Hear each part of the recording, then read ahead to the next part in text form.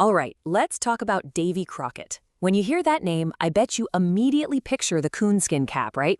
The wild frontier, maybe even him wrestling a bear. But what if I told you the real man was actually a congressman?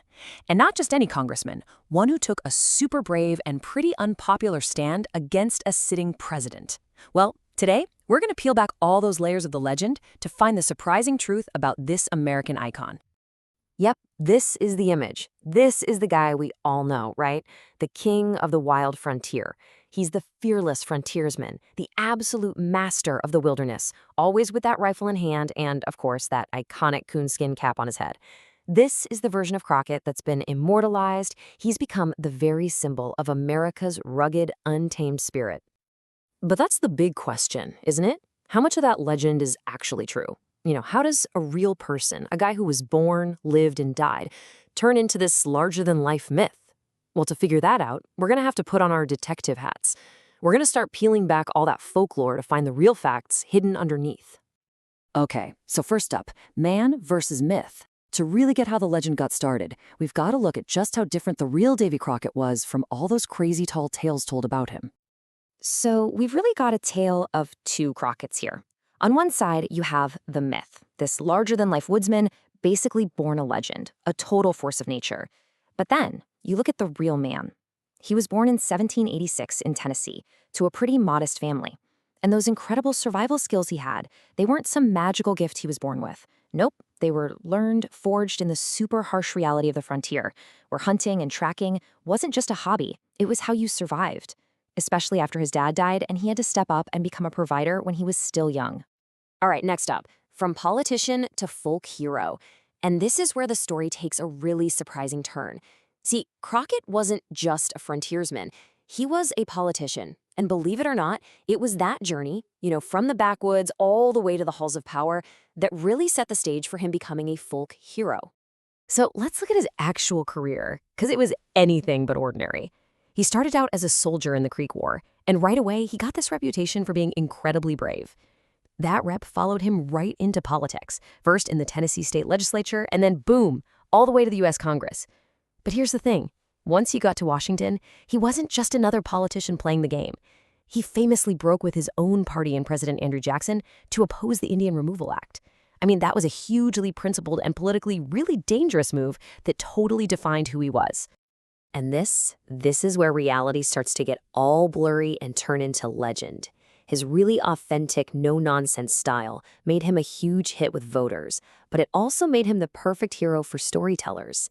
Even while he was still alive, these crazy tall tales about him started popping up everywhere. And then popular culture just took over. We're talking dime novels, stage plays. They all just seized on his image and completely transformed this congressman from Tennessee into a larger-than-life symbol of rugged American individualism. Now, every great story needs a dramatic ending, right? Well, for Davy Crockett, that epic climax came at the Alamo.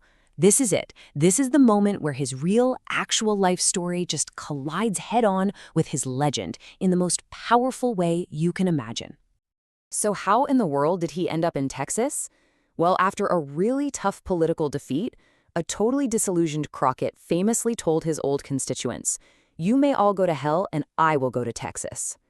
And he wasn't kidding. He was true to his word. He headed south, joined up with the Texas Revolution, and in 1836, his path led him straight to a small, dusty mission in San Antonio that you might have heard of, the Alamo.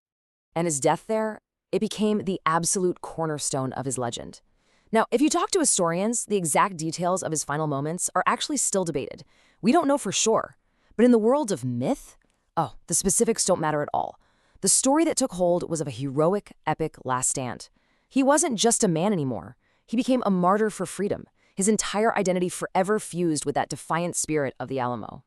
Okay, so how does a man actually become a myth? I can tell you it doesn't just happen by accident. So for our final section, Forging an American Icon, we're going to break down the exact recipe, the step-by-step process that turned Davy Crockett into a household name. So if you want to build a legend like this, there's basically a 4-step process. Step 1, you start with a kernel of truth. Crockett's real, genuine, hard-won frontier skills gave the stories a believable foundation. Step 2, you need a dramatic climax. His heroic death at the Alamo, I mean, that's the perfect, unforgettable ending. Step 3, you amplify it. You blast that story out through mass media. Think of it as the 19th century version of going viral, with plays and novels spreading the tale everywhere. And the final crucial touch? You give him a brand. And that brand was, of course, the coonskin cap. Now, here's the ironic part. His most famous symbol was pretty much a 20th century invention, made popular by movies and TV shows. It was an absolute stroke of marketing genius, though. It took his super complex identity, soldier, politician, frontiersman, and boiled it all down into one single, instantly recognizable image. So why does this legend last? Why are we still talking about him today? Well, it's because Davy Crockett became so much more than just a man. He became a symbol for the values that America really wanted to see in itself. We're talking about courage, right? The courage to face the unknown, and that fierce independence of the individual. And of course, that deep connection to the land. In a really powerful way, his story became America's story. And all this really leaves us with one final thought, doesn't it? The story of Davy Crockett is a perfect example of how easily real history can be shaped and twisted into a myth. It kind of makes you wonder, when we look at our heroes today, how much of what we're seeing is the real person and how much is just the legend that we want them to be, or maybe the legend we need them to be.